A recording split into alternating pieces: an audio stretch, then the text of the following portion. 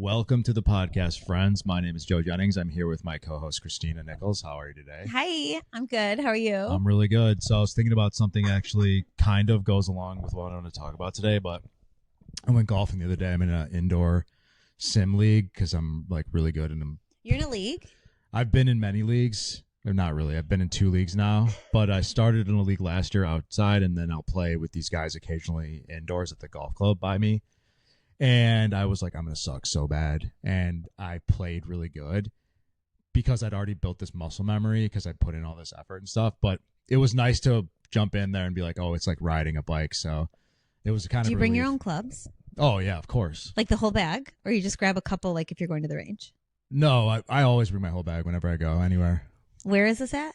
It's right by my house. It's Schaumburg Golf Course. Shout out Oh, to it's at the Schaumburg golf course. Yeah. I was going to say it's really funny. If hot take, ladies, if you're trying to find a dude, maybe you need to figure out what league night is because this sounds like the place to go. What's really funny, actually, is the reason I joined the league is because I wanted to broaden my social circle. I'm like, okay, golf's expensive. There's probably like some interesting dudes, some business people. Not a single one of these dudes do I want to be friends with. They're awesome for league, but I have no desire to hang out with them in real life. Oh, I understand. I was in a lot of social leagues for a while. And like what? Oh, I did. If there was any kind of league, I was willing to join it. Okay. If someone invited me, I'd be like, I come. But like softball league is very different than like I like the skee ball league I was in for a while. Wow, I've heard of those. It was interesting, but everyone was really nice. It was really great. I don't understand what it is. It's maybe that certain types of people are drawn to leagues. Because I have been in a softball league too. Well, it was 2 of the dudes were my friends, but I didn't make any other friends. Yeah, I feel like in a softball league, that was a bit more masculine than the skee ball league. And so it's different people, different types of people. Masculine in the sense that the softball league had more like bros? Yes. Or so the skee ball league had dudes, but they were a little more on the feminine side, or? Not feminine, they just weren't bro-y. Okay. And maybe that's what I'm looking for, because I am kind of like architecturally a bro.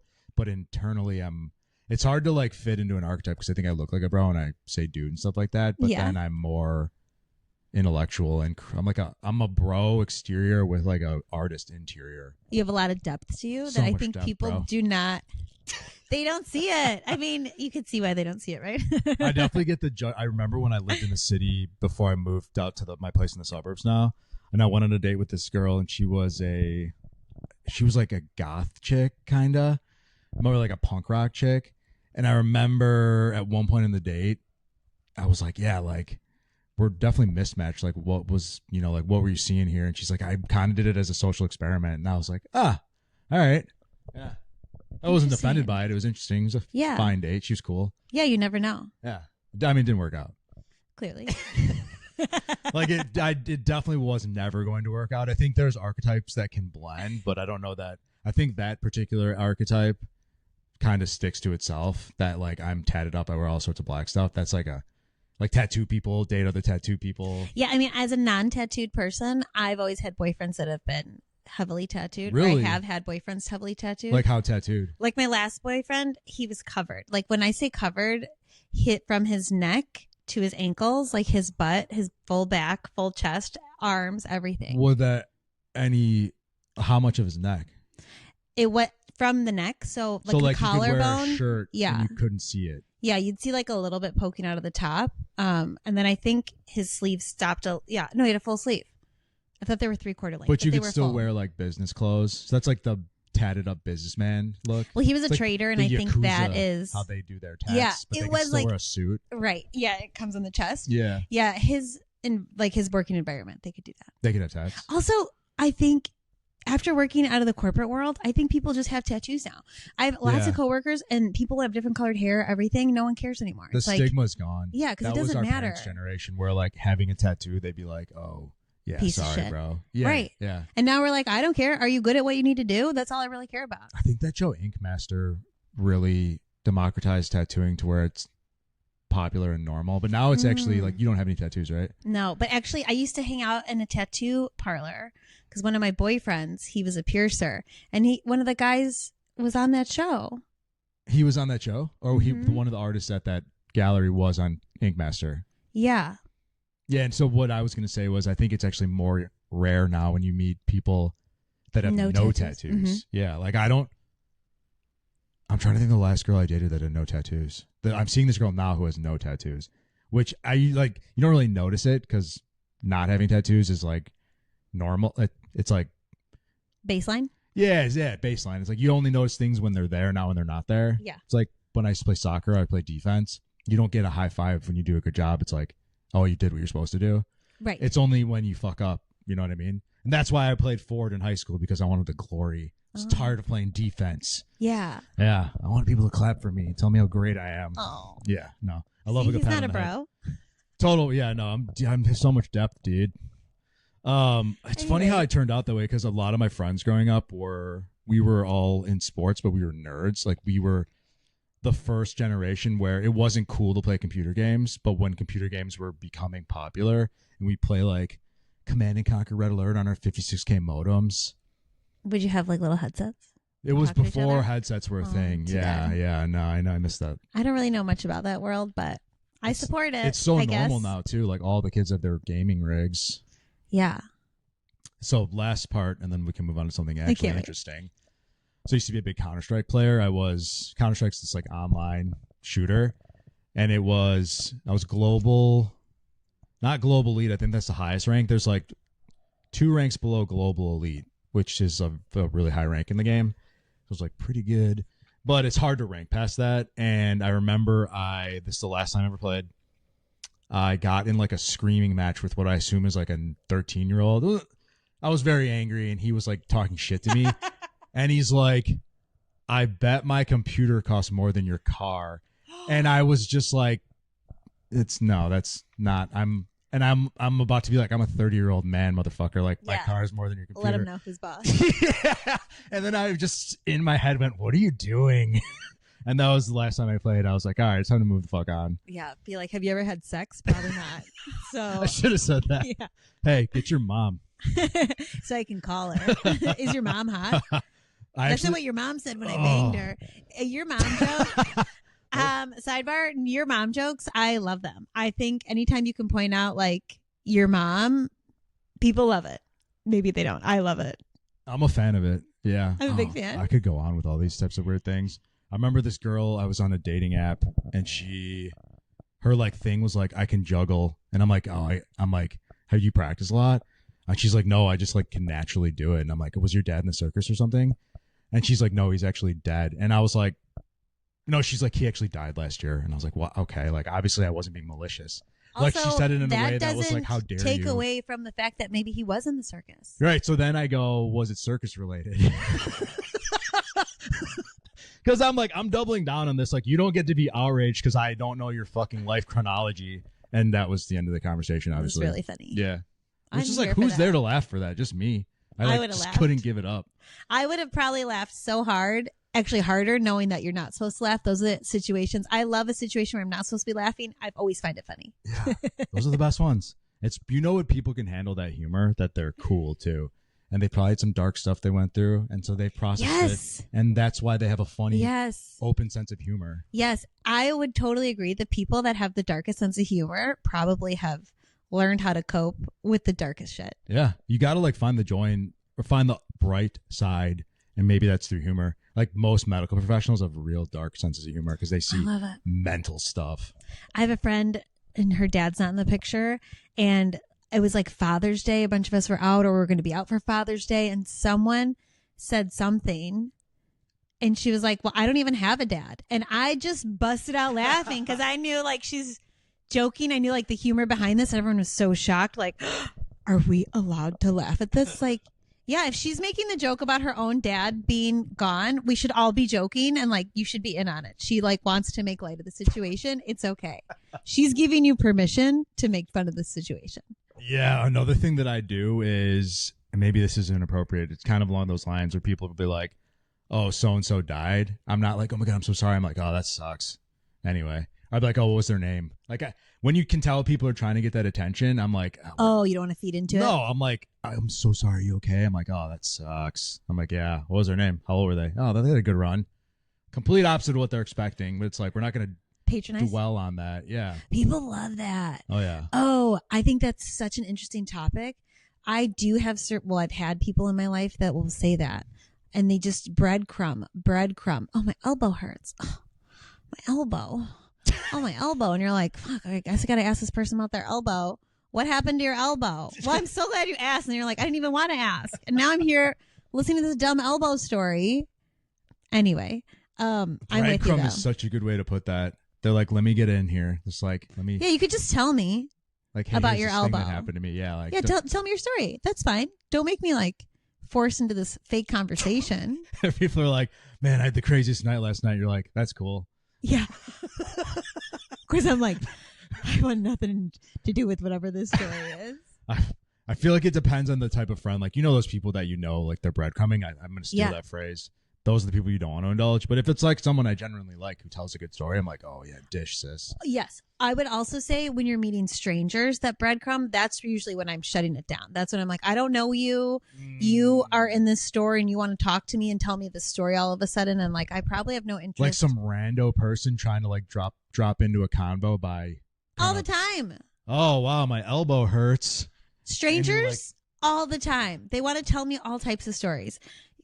I would say everyone except the Trader Joe employees because they're all lovely. Shout out to Trader Joe's. They're very nice. But in other situations, I've been in many stores. People will be with me and they're like, why does everyone keep talking? I'm like, I don't know. I'm just like, my old neighbor Georgina, she says I'm too open. She's like, see, you be too open. You seem too friendly. People want to have conversations with you. Yeah, I think there's a level of, before you become aware of it, this like, it's I'm going to say from me, it's the people pleasing where I'm like, oh, okay, well, I got to talk to this person now because they want to talk to me. Where I think now I feel very comfortable being like, I have a fucking crazy neighbor who's always like, hey there, Joe, how you doing? And I'm like, oh, I won't say his name, but if anyone knows who he is and they hear me doing that impression, which is probably only 4 people, so who knows if they'll ever watch this. But I shut him down every fucking time. Yeah, because you learned. He's like, I hurt my leg. I got to go get surgery. And I'm like, that sucks, man. Have a good day. Like, goodbye. We're not having this conversation. Like, think about less depressing shit. But his wife is like an insane person. Literally, like she's on disability and maybe I shouldn't say insane. She's probably clinically some stuff. She's like legally deaf. And so she talks really loud, but always because she can't hear herself. Yeah, and it always sounds like she's yelling and angry whenever she's talking in the hallway. But she's just talking. But she sucks. Like I actually have heard her like go off on these like mean tangents because I can like hear them if I'm by their door. Yeah. And my last straw with these people was I was coming home on New Year's Eve or Christmas Eve, and there was a tow truck there, and someone had parked in their spot, and they were towing this person's car. Mind you, there's literally like 6 spots. That wasn't their spot. Like these people could have parked like 3 spots down, and I'm like, bro, why are you towing their car? It's Christmas Eve. Christmas Eve. Christmas Eve. I'm like, you know how expensive that is? That's like 200 bones right there. Like there's people that it wasn't a nice car. Also, like, they're probably coming to visit their family so today. they had no idea that there's signed spots. And he's like, he's like, I don't know what to do. Like she's freaking out. She's yelling at me. She's going to do what she wants. Yeah. And that's when I was like, oh, she's a bad person. I just think some people are just so in their bullshit that this kind of took a dark turn. But the whole point is after that, now I don't even feel bad about shutting him down. I'm like, people are in their bullshit though sometimes. Because again, they can't see outside of themselves. When your little trauma life is so tiny. Yeah. And I'm sure she's had a hard life. You know, Probably. If you're feeling the need to yell at people all the time because you can't hear and you can't hear yourself, I'm sure she's just exhausted by that. Oh, that's a really nice. So I would also be a bit of a curmudgeon. But still, Christmas Eve, it doesn't give any excuse. I would put a note on the windshield and say, next time this is my spot, please move down. Yeah. Yeah. Merry Christmas. Yeah. No, that's what I was like, woof. And it was Hanukkah. It could have been either holiday. Hanukkah's during Christmas Eve? Well, this year I believe Christmas and Hanukkah landed on the same time. Wait, so Hanukkah isn't date contextual? It's what's the... Hanukkah is like Greek Easter, so you can... It changes each year based on the calendar. What is the basis for the dates? Like, I know Thanksgiving's like the 4th Thursday or I'm some not shit. Jewish. Even though I wish I was. How does the Greek Easter date work? So I know with the Orthodox calendar, it's an older calendar. It's not like a modern day calendar that they go by. Oh, and then they sync that up with the modern day Gregorian calendar. Is that what we use? Yeah, actually, that sounds maybe like something Greco-Roman. Well, that Anyway, tangent. Yeah. So, and what I wanted to talk We about. have ADD. Yeah, big time. I feel bad that got dark because it was funny for a second, and then I just was talking about. So, that deaf impersonation was rough too. That's not going to go over well. But Well, we can cut it. maybe we just leave it. Okay. So what I wanted to talk about today actually was I was listening to a podcast that I really like. It's called Modern Wisdom. It's dude Chris Williamson. It was an older episode, but it's with James Clear, who's the dude who wrote Atomic Habits. And something that I've really been thinking about is I'm having to use a lot of discipline and willpower to do certain tasks that I don't love doing. But this concept of not needing to use discipline and willpower when you find your thing, like when you find the thing that you love doing, that it doesn't feel like work, and then that's your career path, your path to success, makes the game like so much better. Yeah, did he have like I think yes, 1000%. What I always hear from people is, how do you even figure out what you're excited about? How do you figure out what you're passionate about? Yeah, and that's what was even interesting, because James Clear himself was like, I have these like micro moments of being really passionate about stuff, but I've never found like the thing. He's like, I feel like people are in a potential or an infinite. A lot of people are in this exploratory phase like perpetually, and that's okay too, because you get these like moments of bursts where you like, this is the thing right now, and then maybe it turns into another thing. But the example that they used was Steffi Graf. She was one of the best tennis players back, I don't know, in the 90s or something.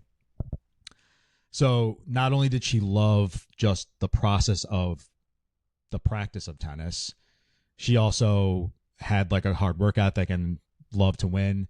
So just being able to love what she did so much, it wasn't about getting good at tennis. It was, she just loved playing tennis. So if you love a shit, like, especially nowadays, who would have thought Ninja makes like $10 million a year playing video games? Like, you can do. I don't even know what that is. So you know the game Fortnite?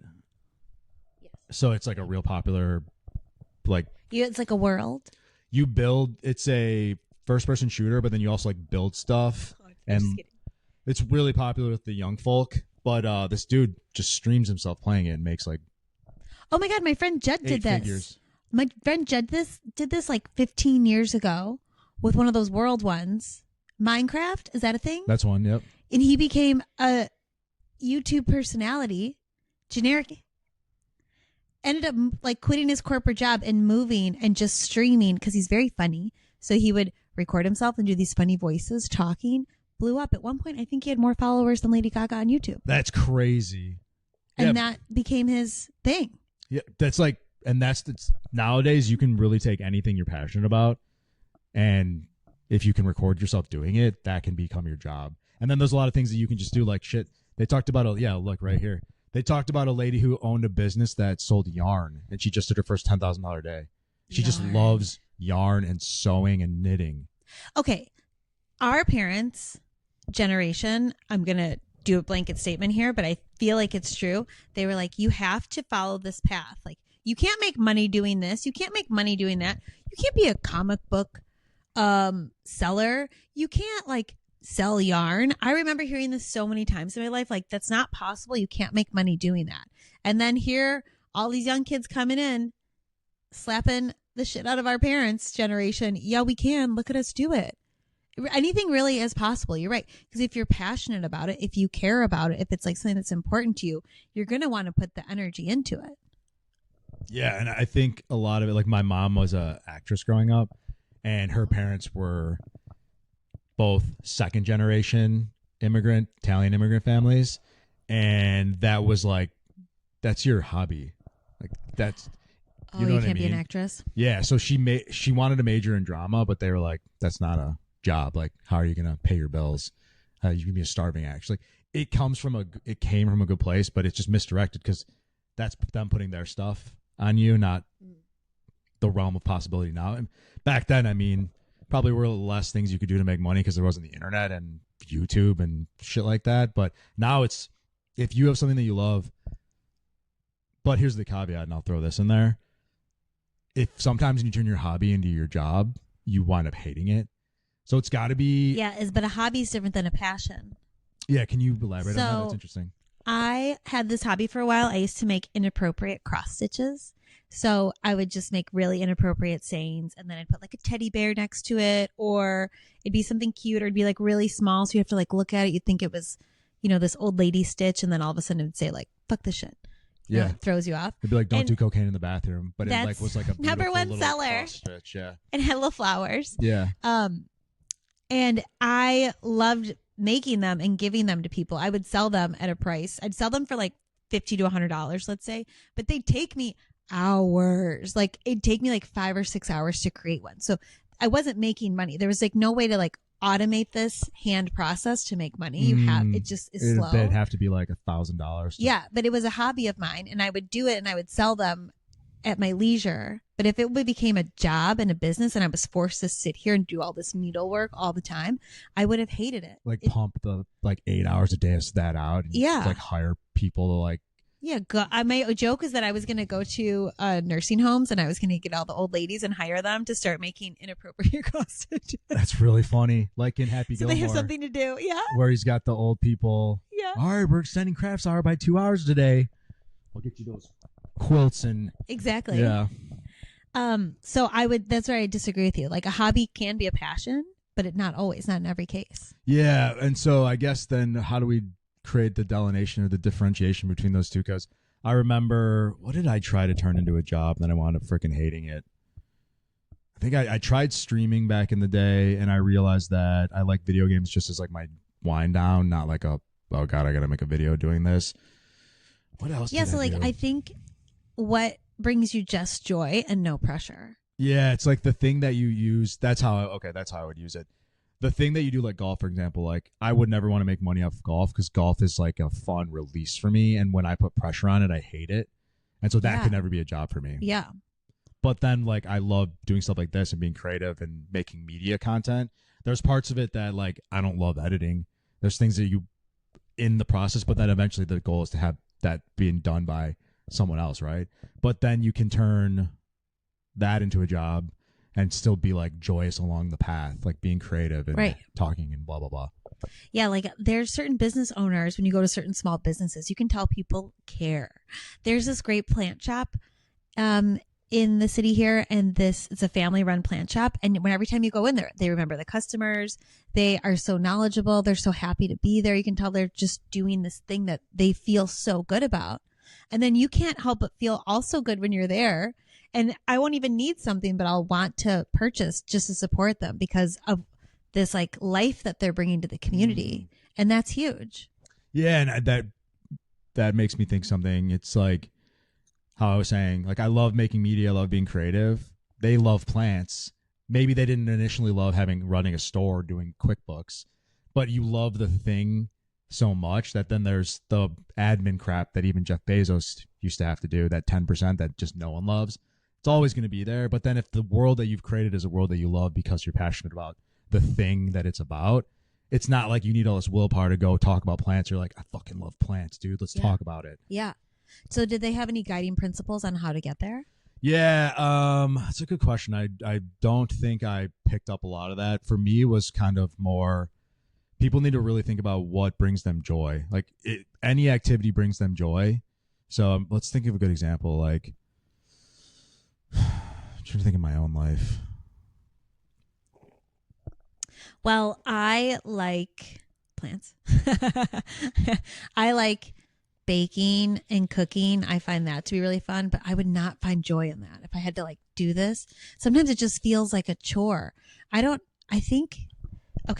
take, maybe not so hot take, that when you are forced to do something because you're coming from a place of scarcity, it probably doesn't feel exciting to you. So like, I have to do this thing to survive. That brings in a scarcity mindset where you're like, I'm putting a lot of pressure on myself. It has to be perfect. If it doesn't work out, all of a sudden I have to panic because I think this thing's not going to happen. I'm not going to make money, whatever it is that you need. If you have this lack mentality as you're going through it, all of it probably is going to feel like a nightmare. Mm-hmm.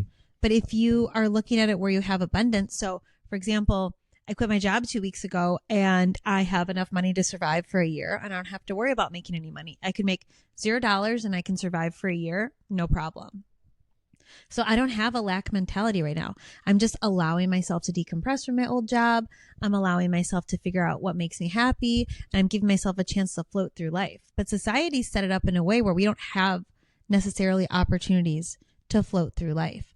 I heard this video, and this guy was talking about retiring in the middle of your career. You take like a mini break in the middle of your career, you take a couple years off, and you have a mini retirement, and then you go back to the workforce so you can enjoy the fruits of your labor. And other than leaving college and going to get a job, you know, kids that go backpacking, I don't feel like we're like given a chance to have a gap year. Yeah. So he's essentially given himself a gap retirement year. And if you could set your life up in a way where you could take a break from the rat race, maybe you could figure out what the passion is. Like, give yourself a chance to decompress and like see what really makes you happy. Yeah, people don't get that opportunity. I actually saw that video. I think it's on TikTok, maybe.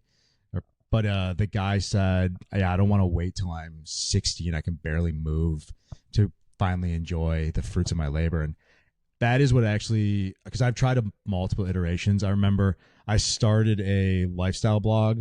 It was all about like money and business and finance, which I do enjoy, but it's not like what I'm passionate about. And so I worked on this blog for a year. This is before ChatGPT, so I'm writing fucking articles. And it finally gets monetized to the point where like I'm getting enough traffic where I can like get approved for Google AdSense or whatever. I think there's a process there. And I got bored. I was like, this sucks. I was like, I hate this. Because it was sheer willpower, sheer discipline. And so my process for determining what I really wanted to do was, at first, I eliminated the things that I do purely for the enjoyment of it. Like golf is for me to detach. I do some art, but that's literally just pure enjoyment. I don't want to feel obligated to do it if I don't have to. I don't want to. It's like I only want to do it when I want to do it, right? But then I'm like, what's the one thing that I read about, I think about? And this is what they were talking about. People who are really good at finance stuff, it's not because they are like putting all this discipline and hard work and practicing. It's people that love reading about finance because they find it interesting, and then they just wind up putting it into practice surely based on their interest. Oh my God, have you seen Severance? Yeah, I love Severance. Did you watch the new season? It's up to episode 3, I think, right now. Yeah, okay. Not total spoiler alert, but a little maybe spoiler alert. So fast forward 20 minutes, 20 seconds, not minutes. The one guy that's married with the kids. Did you see the episode about him? He just never found his thing. He never found his thing. But when he's in Severance, he's boop, boop, boop, beep, bop, booping along. And he really likes the job. Whatever it is, the scanning of the numbers and the bubbles. Data refinement. Thank you. That's exactly what it was. I would never have remembered that. But he was good at it and he really liked it. And there's like where they left off in that episode was showing you the parallel that in the human everyday life, he couldn't find a job or a career that really fit him. But in this severance world, in this severed world, he has success. He's actually good at it. At one point, one of the guys said, "Come on, let's go look for something." And he was like, "No, I'm just going to finish up I'm here. in the zone. I'm in the zone. Yeah. I'm like, I really like it. I'm into it." Yeah. You don't know what you don't know. It's really, I think, goes back to like giving yourself a chance to explore and learn and figure out what you do like. It's crazy that you're saying all this stuff because I blanked when you asked me, and that's essentially was the first step. It was when you're young, if you don't find your thing right away, that's fine, but don't stick with it then. The thing that you found, okay, first job, this isn't it. What's the next one? This isn't it. And you try a few things and then something will stick. And a big point there is success creates interest. If you get really good at something, I used to work I sold advertising, was good at that. And then I worked in staffing and I wound up being really good at it. I would never pick that career path, but being good at things make you interested in them. Mm-hmm. Granted, as I moved up in corporate world, I became miserable, but that's why it's so important to try different flavors. Like I found recruiting so much easier than sales because I'm like, hey, can I give you something? Not like, can I take something? And there's different psychologies you can use to justify either side. But had I not accidentally fallen into that because I worked at a advertising agency and my clients were F1000 bioscience and healthcare companies. So I just was in healthcare sort of.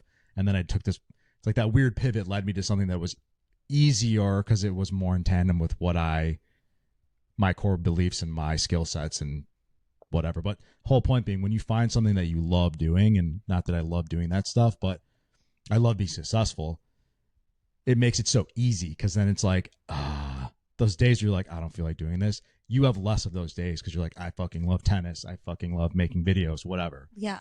I think it also comes down to purpose. Like, what is your life purpose? And how are the things that you're doing in your day-to-day impacting that? How do you define that? And then how do people decide what that is, or what's the path? I think that's a feeling that's innate inside you. I can't tell you what that is. You would know for yourself, like what draws you.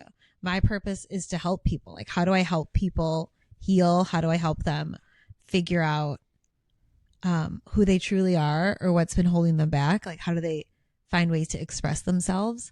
And so my purpose is just helping people, and success happens to be this wonderful thing that comes on the offshoot of helping people, because that's my purpose. And you're so locked in on you enjoy so much the process of helping people, and that you don't even need to worry about the outcome because you enjoy the process so much. Yeah. And that's like the whole thing. It's like, what do you enjoy so much that you don't need to be like, the only reason I'm doing this is because then I get the pot of gold at the end of the rainbow. That's where the vapid achievement comes in. And that's why you see all these people that are very successful on paper. Like, bro, on paper, this is probably a little over a year ago, I was like, like all the things, like hot young fiance, nice car, big salary, blah, blah, blah, blah, blah. But I was so fucking unhappy. It's like, why am I unhappy? This doesn't make sense. This is everything that I thought that I wanted.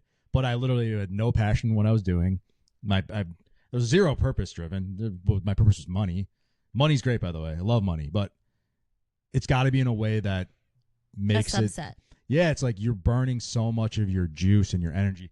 Like, literally, my hair it's kind of paused graying, but there is a linear correlation between when I started working in management in corporate America and my hair like progressively graying more, because I had to just slog every day to just get ahead. On Monday, we had a call on Monday, and you made this reference to this quote about people trading their life for a job. What do you remember what that was? Yeah, well, it was kind of, I don't know where I realized this. I was listening to Naval, can't think of his last name, but he didn't say this directly, but it was essentially like, if you own a business, you have like paid slaves. Wrong word potentially, but workhorses, we could call them. Workhorses. So you own the business and you're paying people to trade their life for your dream. So if you're not doing something that you are willing to trade your life, your time for, like, let's say you get 80 years, 40 hours a week in this job, you're trading your life for money. And probably a minimum of 40 hours. Minimum 40. Dude, and if you're at a high level, most six-figure earners work minimum 50 hours. So it's probably 50, 60 hours. Sometimes at one point in time, I was like, this is worth, my time is worth this amount of money. My happiness is worth this amount of money. Yeah, yeah. But yeah, no, it's like, do you want to trade your life for, it better be an amount of money that's worth it, or like maybe happiness is more important than a ton of money. Maybe you can make a lot, maybe it's a little less, but you're actually like fulfilled. I heard in a podcast too the other day, this woman was saying people that change their careers in their like 40s and 50s and like take a chance are often more successful and more happy. Why do you think that is? Did she say why? Yeah. So later on, she does say, kind of along the lines of what we're talking about, is when you are doing something in service of someone else and not for self, then what happens is you're just living someone else's dream. You don't care about it. But again, you're doing something for self. Like, you figure out what your purpose is. You like follow your dreams. You follow your heart. You follow that like achy feeling that you have in your chest where you're like, maybe I should be doing this, or I guess this lights me up a little. Oh, I really do like this other thing. Like, oh, but I can't make money doing that. You know, we psych ourselves out. But if you follow the dream and the passion and like the tiny voice, because I swear it's always the tiny voice. Ego is super loud. So just imagine, you know, the haters, they're always the loudest. The ego, he's a bit of a hater. He can't help it. It's how he was designed, you know. He's here to humble us, unfortunately. But the quiet, tiny voice, the one that gets you excited, the one where you start to get like a little excitement inside of you, that's the one you should be listening to. That's the one you should follow. I quit my corporate job and everyone kept saying, you're so brave. You're so brave. I'm like, I'm so brave. Am I brave? It was brave for me to stay here and live so many years of my life. and to become resentful and angry and filled with negative emotions when I could have been following my passion a long time ago. I think we have it backwards. It's funny that man, it took me so long to figure this out. But unfortunate reality, it's like, so there's this saying where what really wealthy people, really successful people say money doesn't matter. None of that stuff matters. But every single person who's successful says that money doesn't matter, success doesn't matter, like none of this matters to some degree. But you cannot believe it until you experience it. And so once I like reached that peak, I was like, oh. And I wasn't like millionaire successful, but on paper, like corporate America successful, very. But it really doesn't matter. You have to like live through it. And the quicker you can get to that realization, the better off you'll be, because then you can get started like much earlier in life pursuing your passion. But that's something that I've been thinking about a lot lately, is like, what's the thing that just gets my juices flowing so much that, and so I love reading about personal development. I'm obsessed with mindset stuff and psychology. And that's the stuff that I read before I had any desire to leave corporate America. I was still climbing the ladder. I just found it interesting. And so whatever that thing is for you, or for like people that are listening, that's the thing. Like, figure out how you can do that thing that you can talk about to someone for 100 hours. Your face lights up. That's the thing you'll never get sick of. And if you can figure out a way to monetize that or turn it into a career of some sort, that's the thing that'll be so much easier than what you're doing. That's great advice. What can you talk about for 100 hours? People are like, all right, we're done. I don't want to hear about this anymore. But you're like, I could keep going. Well, it's awesome too when you find people that are like-minded, because then you're like, just can go pop, pop, pop, pop, pop. And so that's also rare, I think, in the success world. There's a lot of normal area topics that people can talk about a lot. Like, people just go ham on sports. Sports is interesting, but I don't know that a lot of people are going to make money on sports. I did hear about these guys that were really big dorks about sports stats. And so they started this website. It's like a subscription site. And they just do all sorts of like sports data and number crunching crap. And they were so good at it and they liked it so much that they quit their jobs, and they literally are making like a ton of money just selling this sports data. Good for them. Maybe check your Reddit forums, see what are you following, what are idea. you talking about a lot on Reddit, and maybe that's a good place to start. Yeah, how did it come for you? Like, what was your process? Trauma. Really? That was like the beginning of the funnel? Trauma, extreme trauma, and then trying to figure out how to heal from the trauma. And then I would have a visceral emotional response every time I thought about, I'm an energy healer. We didn't mention that. But every time I would think about learning how to do this thing, I would have an emotional response, and I would get like, start crying. Maybe, my eyes would start watering. I'd feel like pressure in my chest, and then I just kept ignoring it. And I was like, no, this can't be for me. Like, I can't do this. Like, this isn't the path for me. I'm going to college. I have a master's degree. Like, I cannot be an energy healer. This is not right. Inclinations of that really early on. I've had this for a long time, and I ignored it for a really long time until it got so overwhelming. The thoughts of doing it started encompassing me, and I couldn't not think about it. What was the fear originally?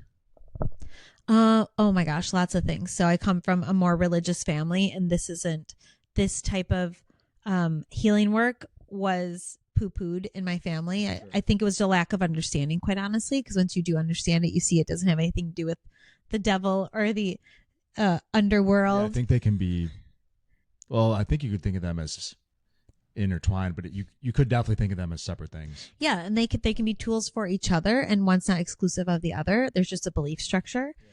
And so I grew up thinking like, no, bad. This is not good. I also had a fear of being seen. I also had self-confidence issues and worthiness issues. Like, I'm so broken. Who am I to try and fix other people? Or like, I don't have it all figured out. How can I help someone else figure it out? And what I've realized is, and I think this is great for any type of business, you just need to be 10% ahead of the people that you're working with. You can be more than 10%, which is obviously great, but really you just need to be a step ahead of someone else to help guide them along the way. And that's with anything. Like, if you go into a small business, they don't have to necessarily be experts. They just have to know a little bit more to help you with what you need to do.